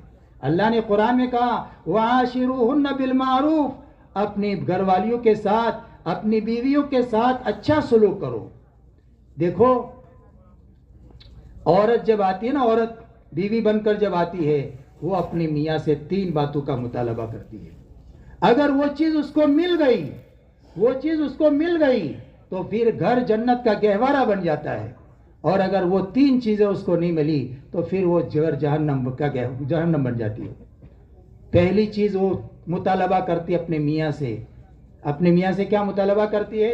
فرمایا میں نے تیرے لیے اپنا گھر چھوڑا، اپنے ماں باپ چھوڑے، اپنے جو ہے بھائی بہن چھوڑے، میں نے اپنا مزاج کا کھانا چھوڑا، اپنا سب کچھ میں نے چھوڑا۔ کس کے لیے چھوڑا؟ تیرے لیے چھوڑا. اب وہ چاہتی ہے کہ میں نے اپنا سب کچھ تیرے لیے قربان کیا, میں چاہتا ہوں تو مجھ سے محبت کرے. کیا کرے؟ وہ کیا چاہتی ہے؟ پہلی چیز اپنے میاں سے محبت چاہتی ہے. لِتَسْكُنُوا إِلَيْهَا وَجَعَلَ بَيْنَكُمْ مَوَدَّةً, یہ مودت چاہتی ہے. یہ پہلا مطالبہ ہوتا ہے. میں بہت مختصر کر کے عرض کرتا ہوں کیونکہ اور ایک دو تین باتیں عرض کر کے جو ہے نا پھر بات ختم کرنا ہے. دوسری بات چاہتی ہے مدافعت. دوسری بات کیا چاہتی ہے؟ مدافعت چاہتی ہے کہ میرے سر پر میرے باپ کا سایہ تھا, میرے سر پر میرا باپ نگراں تھا, میرے سر پر میری نگرانی اور میری حفاظت میرا باپ کرتا تھا. آج میرے باپ نے تمہارے حوالے کیا ہے, آج میرے باپ نے تمہارے حوالے کیا ہے, اس لیے تمہاری طرف سے میری مدافعت ہوگی. کیا ہوگی؟ مدافعت, نگرانی, حفاظت. یہ دوسرا چاہتی ہے. تیسرا کیا چاہتی ہے؟ فرمایا ہر ایک کے اندر مرد ہو عورت ہو, اللہ تعالیٰ نے ان کے اندر جنسی ضرورت رکھی ہے, فطری ضرورت رکھی ہے. وہ چاہتی ہے اپنے میاں سے اس کی ضرورت پوری ہو, اپنے میاں سے اس کی ضرورت پوری ہو. یہ اصولی طور بہت سارے ہیں لیکن میں اصولی طور پر عرض کرتا ہوں, یہ اپنی فطری ضرورت ہے, وہ ضرورت اس سے پوری ہو. فرمایا یہ تین چیزیں اگر عورت کو مل جاتی ہے وہ گھر جنت کا گہورہ بن جاتا ہے, اور اگر یہ حق ادا نہ ہوا تو پھر وہ گھر جہنم کا گڑھا بن جاتا ہے. آج ہمارے نوجوان اپنے کہاں اپنے اوقات گزار رہے ہیں, رات سڑکوں پر ادھر ادھر. جوان کیا بڑی عمر کے یہ وہ سب اپنے گھر میں اپنا وقت نہیں دیتے, اپنی بیوی کا حق ادا نہیں کرتے. تو بتاؤ جب بیوی کا حق ادا نہیں کیا جائے گا تو وہ گھر کیسے جنت کا گہوارہ بنے گا؟ اس لیے اپنی بیویوں کے ساتھ قرآن نے سفارش کی ہے کہ وعاشروہن بالمعروف, اپنے بیویوں کے ساتھ اچھا سلوک کرو. یہ اپنی بیویوں کے ساتھ اچھا سلوک, ایسے ماں باپ کے ساتھ اچھا سلوک. ایسے ہی اپنے گھر میں بہو آئی ہے تو بہو ہے تو اس کو اپنے ماں باپ تعلیم دے کہ اپنے ساس کے ساتھ, اپنے خسر کے ساتھ, اپنی ان کی نردوں کے ساتھ, ان کے ساتھ اس کو کیسے رہنا. یہ بھی ماں باپ کی ذمہ داری ہے کہ ماں باپ اپنی بچی کو جب رخصت کرے, اپنے گھر پر آئے تو اس کو اچھے اخلاق سکھائے, اچھے آداب سکھائے, اچھی تعلیم سکھائے, جس سے گھر آباد ہوتے ہیں. یہ اس وقت میں دوستو اس کی بڑی ضرورت ہے, ورنہ اس وقت میں ہمارے گھر ٹوٹے پھوٹے پڑے ہوئے ہیں, ٹوٹے پھوٹے پڑے ہوئے ہیں. اور یہ ٹوٹے پھوٹے کیوں پڑے ہیں؟ فرمایا حقوق کی ادائیگی نہ ہونے کی وجہ سے. اس لیے آج سے طے کریں کہ ہم اپنے گھر میں نظر رکھیں, اپنے گھر کے اندر نگرانی رکھیں کہ ہمارے گھر میں کسی کے اوپر ظلم نہ ہو. دیکھو دو گناہ ایسے ہیں, دو گناہ کہ جس کا وبال آخرت میں بھگتنے کے علاوہ آدمی کو دنیا میں بھگتنا پڑتا ہے. ایک فرمایا قطع رحمی, دوسرا ظلم. ایک قطع رحمی, دوسرا ظلم. فرمایا قطع رحمی ہوگی اس کا وبال آدمی کو دنیا میں بھگتنا پڑتا ہے. دوسرا ظلم. آج ہم ظلم کس کو سمجھتے ہیں؟ کسی کو لافہ مار دیا, کسی کو ڈھیلا مار دیا. حالانکہ گھر میں ظلم ہو رہا ہے اس کو نظر نہیں آ رہا. گھر میں بے انصافی ہو رہی ہے, میں اپنی بیوی کے ساتھ ناانصافی کر رہا ہوں, میں اپنی بیوی کے ساتھ ظلم کر رہا ہوں, یہ اس کو نظر نہیں آتا. تو کیا ظلم نہیں ہے؟ اس کے لیے ہم جب نکاح ہوتا ہے اس نکاح کے موقع پر جو آیتیں پڑھی جاتی ہے وہ تقوی سے متعلق پڑھی جاتی ہے کہ ہر جو تین آیتیں پڑھی جاتی ہے ان تینوں میں یہ پڑھا جاتا ہے اللہ سے ڈر. یہ زندگی اللہ سے ڈر کر گزارنا, یہ زندگی اللہ سے ڈر کر گزارنا, یہ زندگی اللہ سے ڈر کر گزارنا. کہیں اللہ کا حق یہ مت سمجھنا کہ تو اس کے ساتھ جو سلوک کر رہا ہے کوئی نہیں دیکھ رہا ہے. اللہ کہتے میں دیکھ رہا ہوں, اور کل قیامت کے میدان میں سارا حساب چکتے ہو جائے گا. ہاں, اس کے لیے میرے بھائیو حق کا ادا کرنا, ظلم نہ انصافی نہ ہو. ایک آدمی نے اپنی بیوی کو طلاق دی, اپنی بیوی کو طلاق دی. ارے تو کیوں طلاق دے رہا ہے؟ بولے تو پسند نہیں آ رہی ہے, تو پسند نہیں آ رہی ہے. تو اس نے کہا بغیر پسند آئے اتنے بچے ہوئے, 7-8 بچے ہیں, اور 7-8 بچوں پر طلاق دے رہا ہے. تو اسے کہا بغیر پسند آئے بچے ہو رہے ہیں اور یہ بچے ہوئے ہیں. چنانچہ اس نے طلاق دے دی. اب جب کسی کو اس طرح طلاق دے گا تو کیا اس کے دل کی آہیں نہیں نکلے گی؟ طلاق کے بھی طریقے بتائے ہیں, سورے گھر میں رہنے سہنے کے طریقے بتائے ہیں, یہ سیکھنے کی ضرورت ہے. چنانچہ اس نے طلاق دی, اس کے دل سے آہ نکلی. اسی لیے اللہ کے نبی صلی اللہ علیہ وسلم ایک تاکید فرماتے تھے, اتقی دعوت المظلوم فإنہ لیس بینہ وبین اللہ حجاب. دیکھو مظلوم کی بد دعا سے بچنا, مظلوم کی بد دعا سے بچنا، مظلوم کی آہ سے بچنا، اس لیے کہ مظلوم کے دل سے جو آہ نکلتی ہے آسمانوں پر جا کر کے کھٹکھٹاتی ہے، اس لیے اب اس کے دل سے آہ نکلی جس کے نتیجے میں اس کو فالج لگا اور سسک سسک کر کے دنیا سے گیا۔ اس کے لیے میرے بھائیوں، یہ گھریلو جو ہے معاشرتی زندگی ہے، یہ معاشرتی زندگی ہم کو اللہ کے نبی نے سکھائی ہے کہ ہمارے گھر میں ہم کو کیسے رہنا، ماں باپ اولاد کے ساتھ کیسے رہے، اولاد ماں باپ کے ساتھ کیسے رہے، میاں اپنی بیوی کے ساتھ کیسے رہے، بیوی اپنے میاں کے ساتھ کیسے رہے، بیٹا ہے اپنی بیوی کے ساتھ کیسے رہے، اپنے ماں کے ساتھ کیسے رہے، اپنے بہنوں کے ساتھ کیسے رہے، یہ ساری چیزوں کو سیکھنا ہے۔ اس لیے اپنی معاشرتی زندگی صاف ستھری اور ایسے اپنوں کے ساتھ پرایوں کے ساتھ ہر ایک کے ساتھ ہمارا اچھا سلوک ہو، ہماری وجہ سے کسی کو تکلیف نہ پہنچے۔ مسلمان اور تکلیف پہنچائے ہو ہی نہیں سکتا۔ مسلمان کی تعریف ہی یہ ہے، المسلم من سلم المسلمون من لسانہ و یدہ۔ مسلمان کون ہے؟ فرمایا جس کے زبان سے، جس کے ہاتھ سے کسی کو تکلیف نہ پہنچے۔ مسلمان تکلیف پہنچانے کے لیے نہیں آیا، مسلمان تو راحت پہنچانے کے لیے آیا۔ ہمارے کسی بول سے کسی کو تکلیف نہ پہنچے اور ہمارے اپنے کسی عمل سے کسی کو تکلیف نہ پہنچے، ہم سب کو راحت پہنچانے والے ہو۔ خیر الناس من ينفع الناس، لوگوں میں بہترین کون ہے؟ جو دوسروں کو نفع پہنچائے۔ ارے اللہ کے نبی نے تو ایسی پاکیزہ تعلیم دی ہے کہ انسان تو انسان ہے، جانوروں تک کے ساتھ اچھا سلوک کرنے کی تعلیم دی۔ عبداللہ ابن جعفر رضی اللہ تعالیٰ عنہ جنگل سے سفر کر رہے ہیں، راستے میں ایک باغ ہے، اس باغ میں تشریف لے گئے، وہاں دیکھا ایک غلام ہے اور اتنے میں ایک کتا آیا، اس کے پاس ٹفین تھا، اس میں 3 روٹیاں تھی، وہ اس غلام نے ایک ایک کر کے تینوں روٹیاں اس کو کھلا دی، تینوں روٹیاں اس کو کھلا دی۔ حضرت عبداللہ بن جعفر دیکھ رہے تھے، اس سے کہا غلام کہ یہ تو نے تینوں روٹی کا اثار کر دیا، تینوں روٹی کھلا دی، تو تیرے گھر سے کتنی آتی؟ بولے 3 آتی ہے، تو تو نے تینوں کھلا دی تو تو کیا کھائے گا؟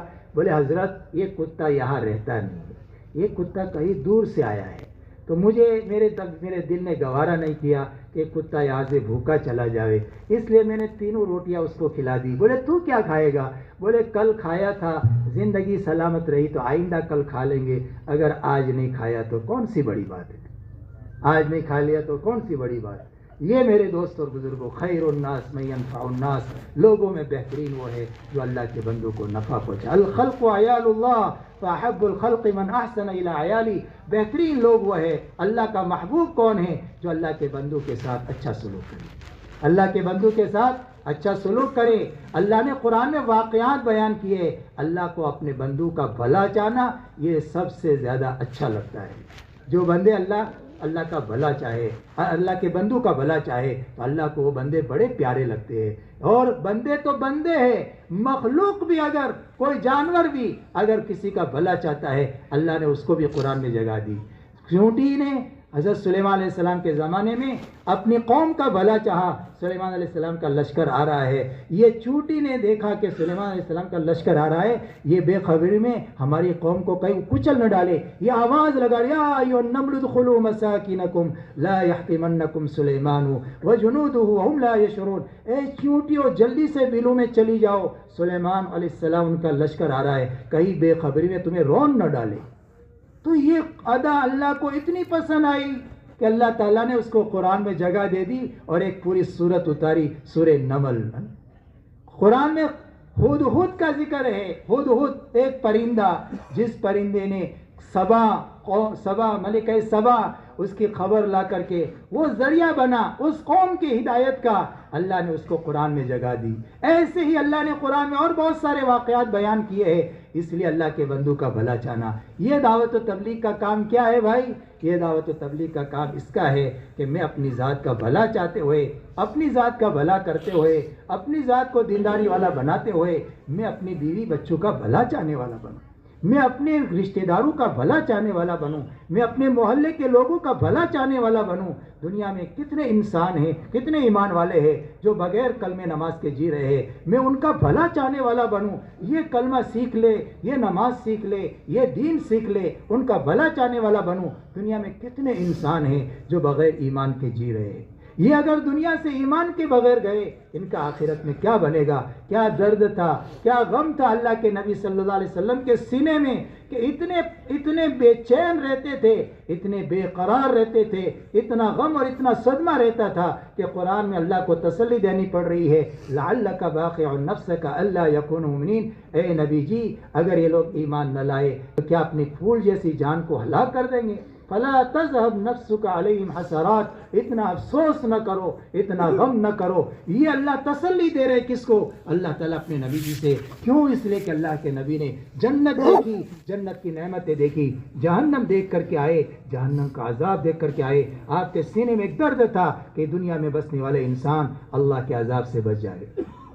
جہنم جو اللہ کا جیل خانہ ہے، جہاں ایک ہی وقت میں آگ ستا رہی ہوگی، بھوک ستا رہی ہوگی، فرشتوں کے ڈنڈے پڑ رہے ہوں گے، اور جہنمیوں کا بدن کتنا بڑا ہوگا؟ اس کی ایک ڈاڑھ احد پہاڑ کے برابر ہوگی۔ اب انداز لگاؤ، یہ موت موت پکاریں گے، وہاں موت بھی نہیں آئے گی، بلکہ ہمیشہ ہمیشہ کے لیے جہنم کا عذاب ہوگا۔ یہ اللہ کے نبی کے سینے میں درد تھا، یہ غم تھا۔ اس لیے دوستو دعوت و تبلیغ کا کام کیا ہے؟ فرمایا ہر انسان کا بھلا چاہنا، ہر انسان کا بھلا چاہنا۔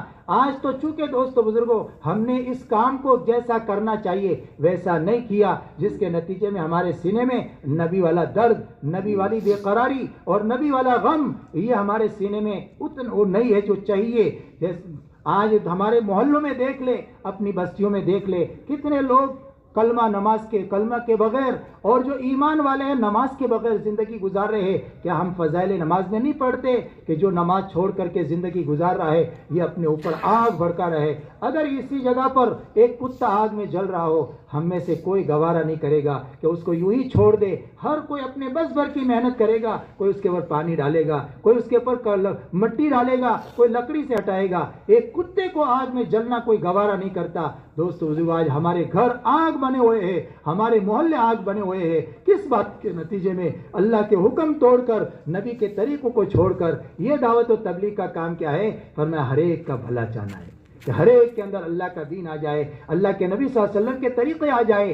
اس کے لیے اس بات کی محنت ہے، اس بات کی کوشش ہے۔ یہ دوستو بزرگوں ہمارا وظیفہ حیات ہے، یہ ہماری ذمہ داری ہے۔ ہم نے کلمہ پڑھا ہے لا الہ الا اللہ محمد الرسول اللہ، اس کلمے کے نتیجے میں ہمارے اوپر یہ ذمہ داری ہے۔ اللہ نے جان اور مال اسی لیے دیا ہے۔ ہماری جان اور مال لگانے کی جگہ کہاں ہے؟ اللہ کے کلمے کی سربلندی میں۔ صحابہ کرام نے اپنی جان اور مال کو اللہ کے راستے میں کھپایا، اللہ کے کلمے کی سربلندی میں۔ ان کے کاروبار ان کے لیے رکاوٹ نہیں بنے، ان کی بیویاں ان کے لیے رکاوٹ نہیں بنی، ان کی ملازمتیں ان کے لیے رکاوٹ نہیں بنی، ان کی کھیتیاں ان کے لیے رکاوٹ نہیں بنی۔ یہ سب کاروبار میں رہتے تھے، اپنے بال بچوں میں رہتے تھے، لیکن اللہ کے دین کے تقاضوں پر یہ ان کی چیزیں ان کے لیے مانے اور رکاوٹ نہیں بنی، اور انہوں نے اللہ کے راستے میں چل پھر کر کے اللہ کے کلمے کو بلند کیا، اور ایسے ایسے علاقوں میں جا کر کے انہوں نے کام کیا جہاں ہم سوچنے پر ہمارے سوچ سے باہر کی چیز ہے۔ ایسی ایسی جگہوں پر جا کر کے انہوں نے اللہ کے کلمے کو پہنچایا ہے، اللہ کے دین کو پہنچایا ہے۔ اور دوستو بزرگوں اصل دنیا میں کام کی جگہ ہے، پھر اللہ وہ دینے والے ہیں جس کو میں اور آپ تصور نہیں کر سکتے۔ اب دوستو ہماری زندگی کی ترتیب صحیح بنے، اس لیے کہ جان اور مال کے لگانے کی جگہ سب سے پہلے اللہ کے کلمے کی سربلندی ہے، پھر عبادت ہے، اللہ کے بندوں کا احسان ہے، بقدر ضرورت اپنی ضرورت میں اسراف سے بچاتے ہوئے ہے۔ یہ ہماری جان اور مال کا استعمال صحیح ہو جائے، صحیح ہو جائے، اس لیے کہ آج ہمارا جان اور مال کہاں لگ رہی ہے؟ ہماری خواہشات پر لگ رہی ہے، اور جان اور مال کے بارے میں ہم دھوکے میں ہیں کہ جان بھی میری ہے، مال بھی میرا ہے، حالانکہ یہ جان اور یہ مال اللہ کی امانت ہے، اللہ نے جنت کے بدلے میں خرید لیا ہے۔ اب اس کی ترتیب صحیح کرنے کے لیے کہ جو ہمارا جان مال اللہ کے دین پر لگے، اور اسی طرح عبادت پر لگے، اللہ کے بندوں کے ساتھ احسان کرنے میں لگے، بقدر ضرورت اپنی ضرورت میں لگے۔ اس ترتیب کو صحیح کرنے کے لیے پہلے تو یہ نیت ارادہ کرے کہ آج تک جو اس کام سے تمہارے جو سستی ہوئی، غفلت ہوئی، لاؤبالی پن ہوا، اللہ معاف کرے، اللہ بڑے معاف کرنے والے۔ پہلے تو معافی مانگے اللہ سے، اور آگے کے بارے میں عزم ارادہ کرے۔ اب ہماری جو زندگی باقی ہے اس زندگی کو ہم اللہ کے دین کے تقاضوں پر لگائیں گے بھائی انشاءاللہ۔ اب اس کی پہلی پہلی شروعات کہ جس کے 4 مہینے نہیں لگے ہیں وہ تو ایک مرتبہ اسی مجلس میں، یہ اجتماعات اسی کے لیے ہوتے ہیں، ہمت کر کے 4 مہینہ لگائے. اللہ نے 4 مہینے میں بڑی تاثیر رکھی ہے، بڑی تاثیر رکھی ہے. مولانا الیاس صاحب رحمۃ اللہ علیہ فرماتے تھے اگر 4 مہینہ اس طریقے سے لگا دے جس طریقے سے لگانے کو میں کہتا ہوں، اللہ وہ ایمان کا پاور دیں گے کہ ساری دنیا مل کر اس کو ایمان سے تو کیا ہٹائے، فرمایا ایک سنت سے نہیں ہٹا سکتے. اس کے لیے ہر امت سے مطالبہ کیا جاتا ہے کہ 4 مہینہ لگائے. پہلے چلے میں زنگ اترتا ہے، دوسرے چلے میں رنگ چڑھتا ہے، تیسرے چلے میں کام کرنے کا ڈھنگ آتا ہے. اب اس کے لیے اللہ کی ذات پر بھروسہ کر کے اپنی ذمہ داری کا احساس اپنے اندر پیدا کرتے ہوئے اللہ کی ذات پر بھروسہ کر کے ہمت کر کے بتائے کہ جو 4 مہینے کے لیے کون تیار ہے. اپنی جگہ پر ذرا کھڑے ہو جاؤ، جلدی جلدی کھڑے ہو جاؤ، جلدی ماشاءاللہ، جلدی بھائی، ماشاءاللہ. اللہ خوب قبول فرمائے، جان مال میں خوب برکت نصیب فرمائے. اور جلدی کھڑے ہو جاؤ، جلدی کھڑے ہو جاؤ. ماشاءاللہ.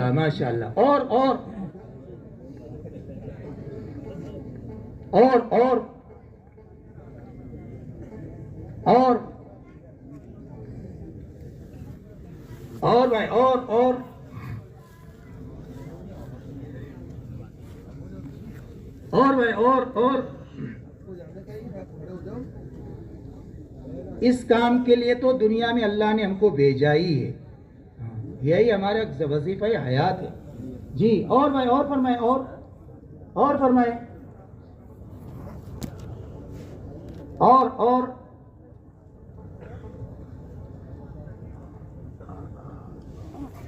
جس کے دل میں بات آ رہی ہے اس کا اظہار کرے. دانا زمین میں ہے، اس کی کوپل نکل گئی باہر تو تناور درخت بنے گا، اندر ہی اندر رہا تو سڑ جائے گا. تو اللہ دل میں بات ڈال رہے اس کا اظہار کرے، انشاءاللہ بڑا نفع ہوگا. ہاں اظہار کرے، یہ اللہ کا مہمان ہے، دل میں داعیہ کا پیدا ہونا. جی اور فرمائے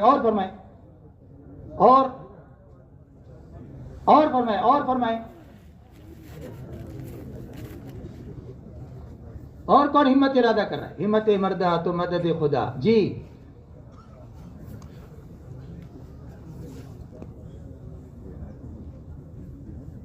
لے لینا تو یہ حضرات ذرا وہ تشکیلی روم میں تشریف، یہ صرف آ جائے. ہاں ادھر آ جاؤ، ماشاءاللہ ادھر آ جاؤ.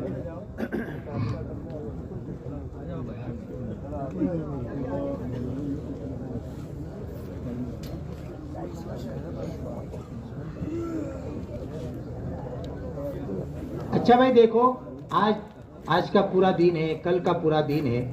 ہاں ہو سکتا ہے توا گرم نہ ہوا ہو، لیکن اللہ کر دیں گے.